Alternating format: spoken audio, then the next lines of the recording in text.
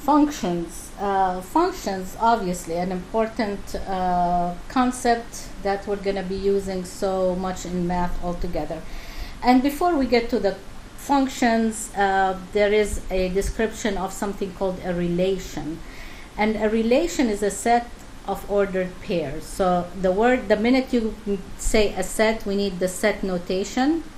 And then ordered pairs, so something that can be combined as x1, y1, x2, y2, x3, y3, and so forth. Now, for every relation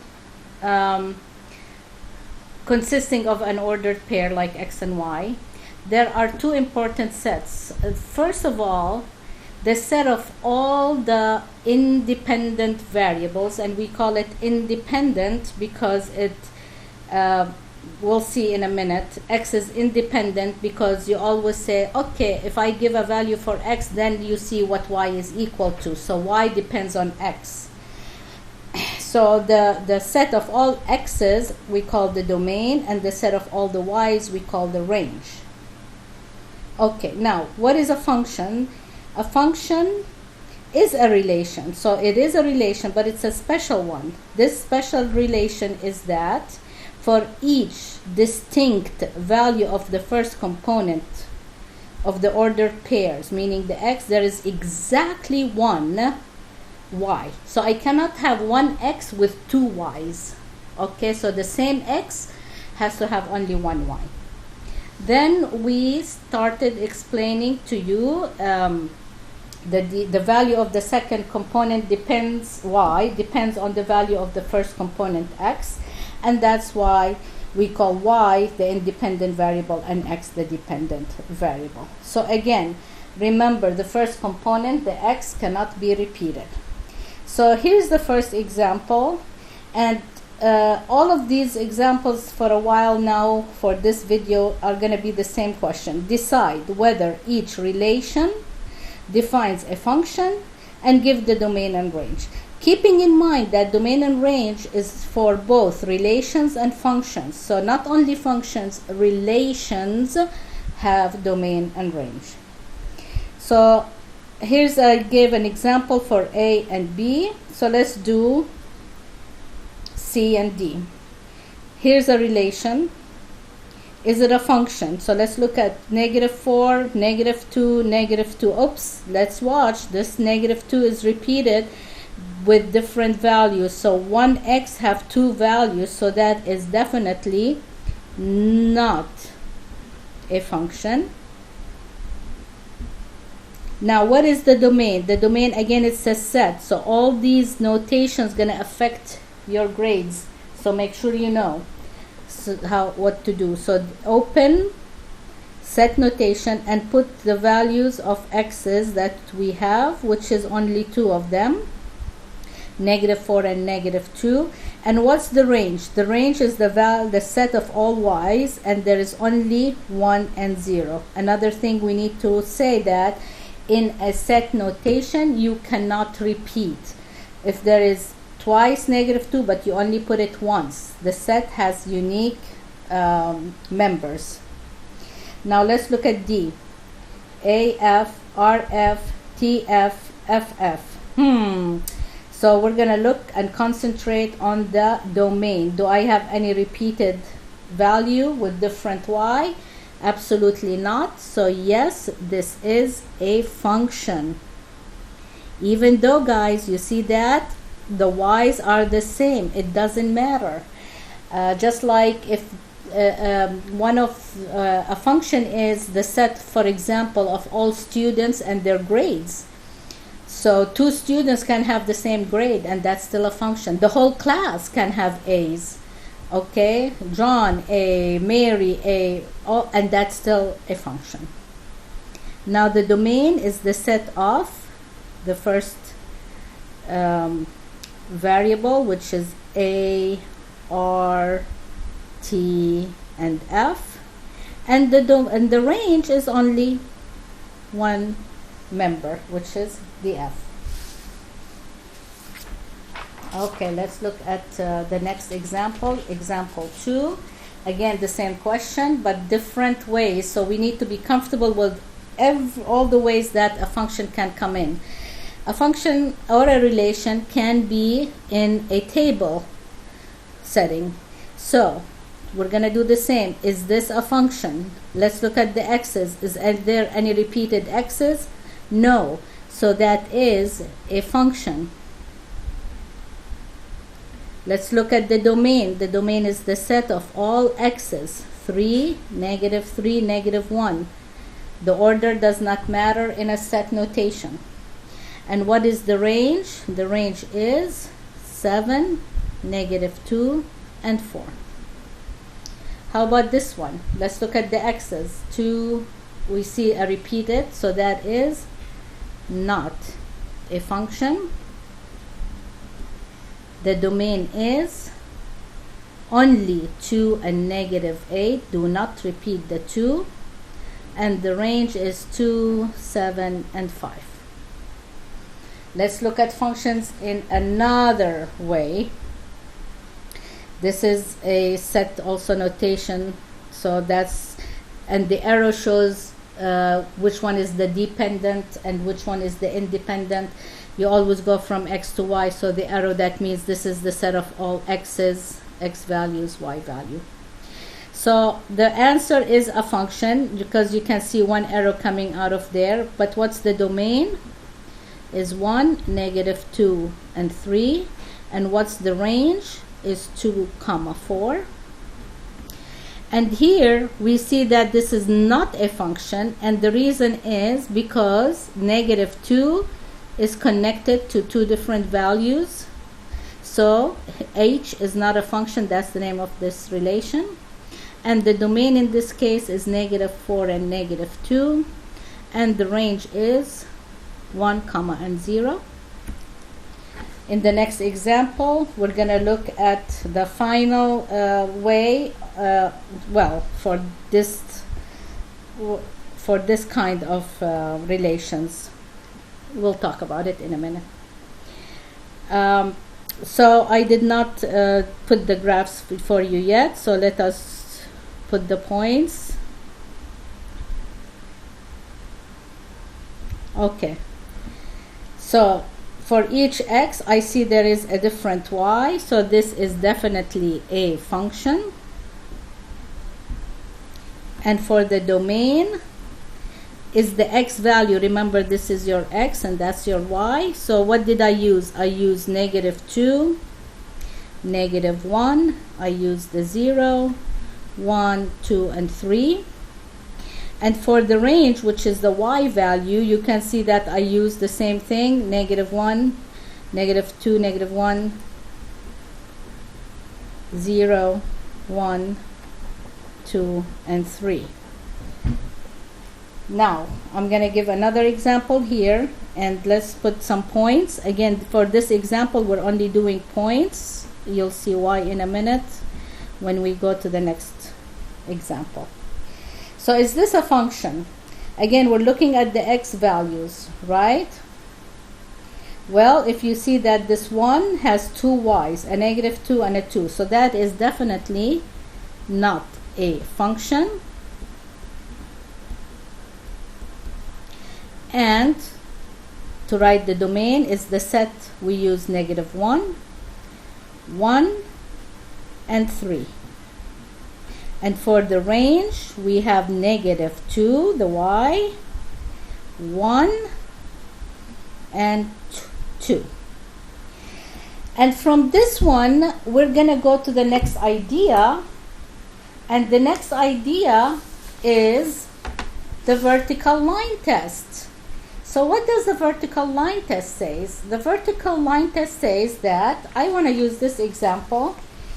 If you have a vertical line, if you draw any vertical line, and it will, if that vertical line crosses the graph in more than one point, then it's not a function. And mainly we're going to use it for what we call the continuous case. So I want to make sure you understand the difference now between like these graphs that we did and these graphs that we're going to look at. What's the difference, guys? This is discrete. This is 1 point, 1 point, 1 point. Just like all these examples, the domain, points, range, points. Now, in this here, we don't have points. We have intervals, because between each 2 points, you know, there is unlimited points. So now when it's a continuous case, it's a different story. So example 5, decide whether each relation again defines a function and give the domain and range. So if you look at this, and by graph, it's very easy to see that yes, each vertical line crosses the graph in only 1 point. So this one is definitely a function. And now what's the domain and range? Can I open a set notation and put all the values? Obviously not. Why not? Because you can see that the domain is every x I use, and this arrow means that this pattern extends indefinitely. That means we're using every single x. What is every single x means? All real numbers. What does all real numbers mean from chapter 1? It's an interval. It's from negative infinity to infinity. And here's a way I want you to use when we are asked to find domain and range for a graph. For the domain, we use, I call a scanner. Use your pencil and look at what values the graph is covering. So if I look at this again, remember that this arrow is covering, meaning pattern continues. So you see that this scanner is using every single value of x, and the scanner for the domain goes left to right. We're going to use the scanner a lot. For the range, the scanner is going to go down to up, because that's the y values, okay, small to big. Again, this pattern continues, and you can see that the range is all real numbers, which is in interval notation, negative infinity to infinity. So let's use this pattern again. How about B? Is it a function? Well, let's draw a line. You see that absolutely almost every line, vertical line I'm gonna draw, it is gonna intersect the graph in more than 1 point. So this is a very good example of not a function. But for the domain and range, remember the scanner, please. So our scanner is going left to right for the domain, and you'll see that it starts from the point -4 and includes the point -4. Remember in chapter 1, including meaning a bracket from -4, and I used every single x, see, every single x until I got to the 4. For the range, the scanner is down to up. So the scanner starts scanning. First point it touches is -6, and that's part of the graph. And it's going to go using every single y until it stops at 6. So it's bracket -6 to 6. And now for the last one, is it a function? A vertical line, you see, each vertical line intersects the graph in exactly 1 point. So this is a function. The domain, look at that arrow. Arrow means it extends indefinitely. So it's going to include all real numbers. So the domain is negative infinity to infinity. That's the scanner left to right. What about the range? Where does the range start? If you take the scanner down to up, where does it start? It starts at -3, and it includes -3, and then it's going to extend indefinitely to infinity. Wonderful. So now we're going to get to the toughest part of this section, but before we go there, let's see. We have an agreement on the domain. Unless specified otherwise, the domain of a relation is assumed to be all real numbers that produce real numbers when substituted for the independent variable. So what do I mean? Okay, we mean that if we see no restrictions on x, then x is assumed to be all real numbers. If there is a restriction, then we know that the domain is not all real numbers. So, in general, the domain of a function defined by an algebraic expression is the set of all real numbers except those numbers that lead either to divide by 0, which we are not allowed, or to an even root of a negative number. So we cannot have a square root of a negative number, a fourth root of a negative number. So in the next example, since it's not graphically, it's analytically, it's a little bit tougher for students. So hopefully we can see what we're doing and make sure that it will make sense to us. Again, we're not allowed to graph. We need to do this example without graphing, because if we wanted, then we would have given you the graph. It says decide whether each relation defines a function, and then again give the domain and range. Now, how did we decide here when it's a graph that it's a function? We decided because each unique x has to have a unique y. So, how can we do that when we have an equation? Simply by the following. Give me one x and see if that one x will lead to exactly one y or more than one. So I'm gonna let x be any value you feel like that's allowed. I always gonna do 1 unless 1 is not allowed. So let x be 1. So if x is 1, solve for y. Y equal, here I'll show the work, 2 times 1 minus 5.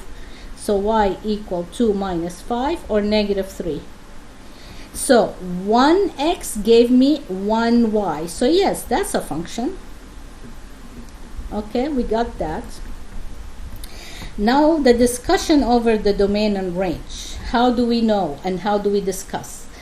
We said we are looking at it's all real number unless I have a division by 0 or a square root or an even root of a negative number.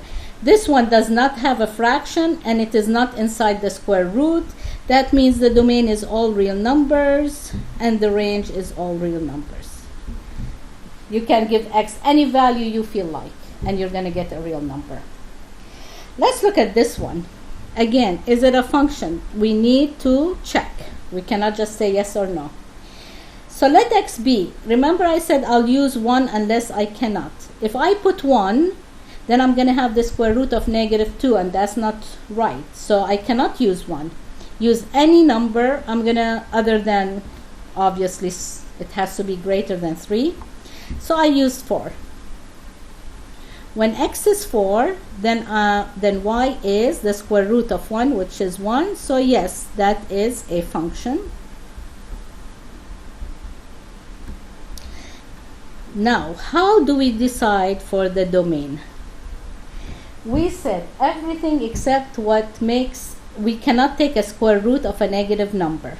So here's what we're going to do, guys. Everything inside the square root has to be greater than or equal to 0. And let us solve this inequality like we knew how to do it in chapter 1. So this is x is greater than or equal to 3. So do you remember how we express that in interval notation? There's an equality, so it is bracket 3 to infinity. Now what about the range? The range is the y values. Well, look at this. Y is a square root of a number. Can y ever be negative? Of course not. But can it be 0 and positive? Yes. So it is 0 to infinity. Okay, let's do some more. C.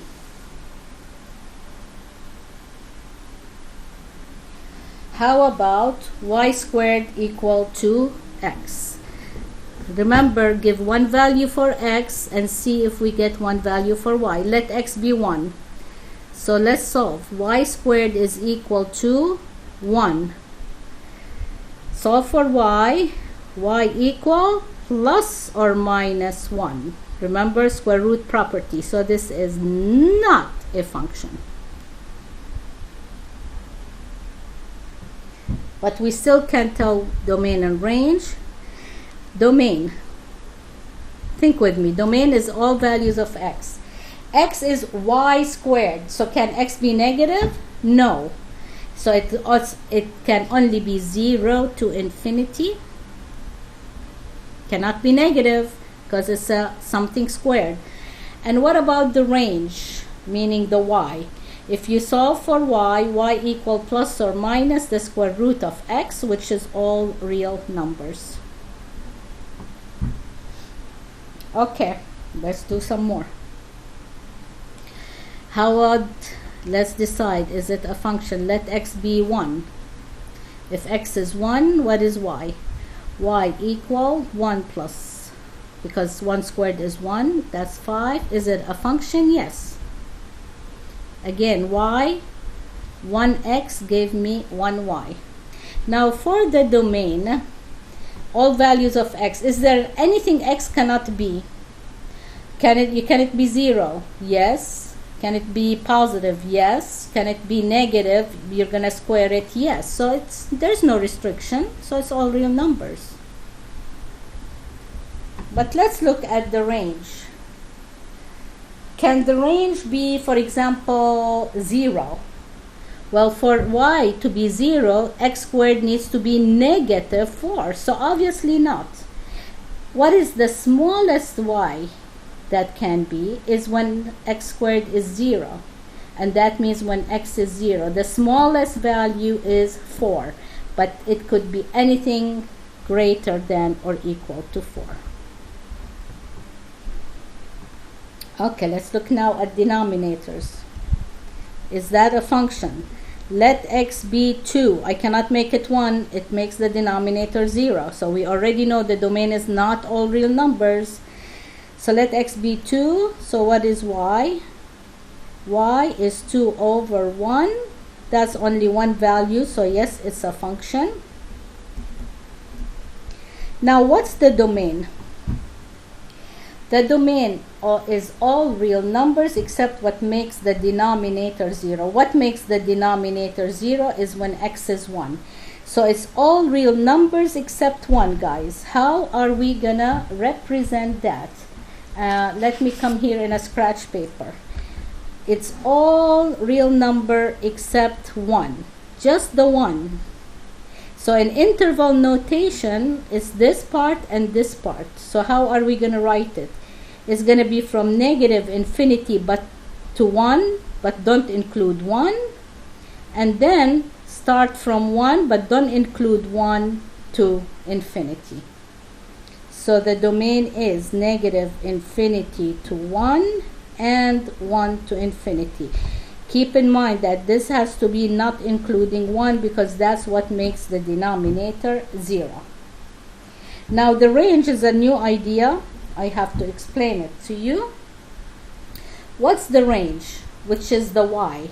Let's come back to my scratch paper, right? So y is a fraction. It's something like a over b. Let's talk about this. When I have a fraction a over b, when is this equal to 0? A fraction is equal to 0 when the numerator is 0, because 0 divided by anything is 0. So the only time a fraction can equal to 0 is when the numerator is 0. Let's come and look at this. The numerator is 2, is a constant.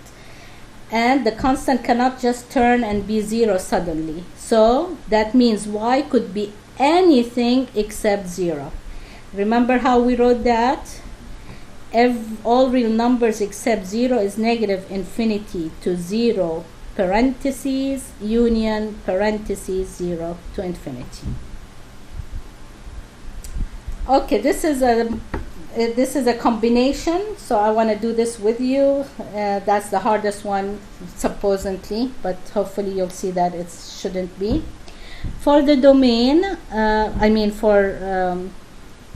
for us to know if it's a function or not, let's give a value for x. Let x be anything, 1. Then what is y? Y is 3 over the square root of 3. We don't care what that is, but that's just one value. And if it is 1, x gave me 1, y. It's a function. Now for the domain, to work it out, just like what we did before for this when we had a square root. Remember, this whatever inside the square root, which is x plus 2, cannot be negative. But now the square root is also in the denominator, which cannot be 0. So when I take what's inside, I say the inside not greater than or equal to 0, it has to be only greater than 0. That's the difference. Okay, so work it out. You see that x is greater than -2. Now write it down as parentheses -2 to infinity, again because there is no or equal. And let's discuss the range. What's the range, which is the y? Well, we know it cannot be 0 because the numerator is a constant, right? So it has to be without the 0. But there's something else. Look at it. The numerator is a constant, which is 3, and it's always positive. And what about the denominator? It's a square root, and the square root is always positive. So I'm always going to have a positive number over a positive number.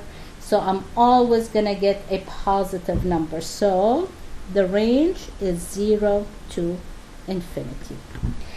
Now I understand that this, because it is analytic and it has a lot to do with thinking and discussing. So this example 6 is usually the hardest one. Hopefully it makes sense to you.